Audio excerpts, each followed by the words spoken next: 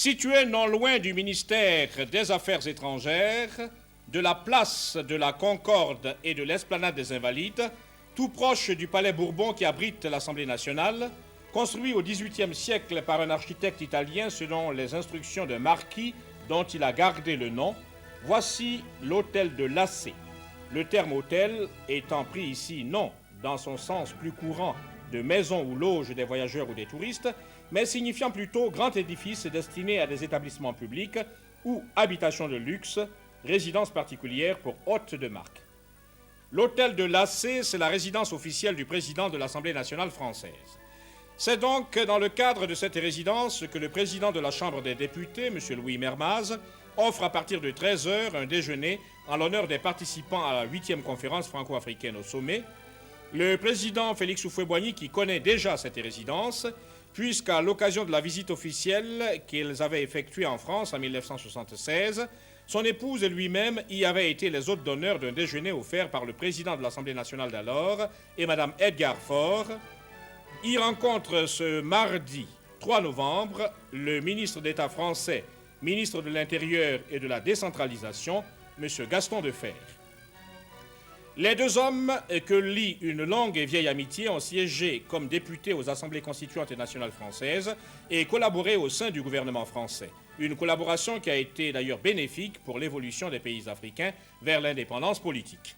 D'autres membres du gouvernement français sont conviés à ce déjeuner. Ils prennent place, ainsi que des députés, des conseillers du président François Mitterrand, des hauts fonctionnaires de différents ministères et de l'Assemblée nationale, aux côtés des chefs d'État du Gabon, du Niger, du Mali, du Bénin, du Togo, du Zaïre, de Sierra Leone, de Djibouti, du Congo, de Somalie, de Haute-Volta, du Sénégal, de Mauritanie, du Burundi, du Rwanda, de la République centrafricaine et des Comores, aux côtés du chef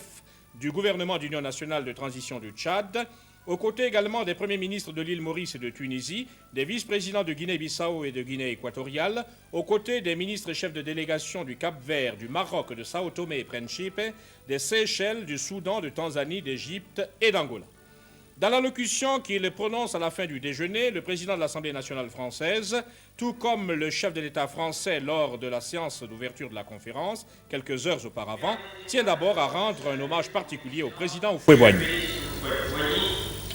Président de la République de Côte d'Ivoire, votre doyen,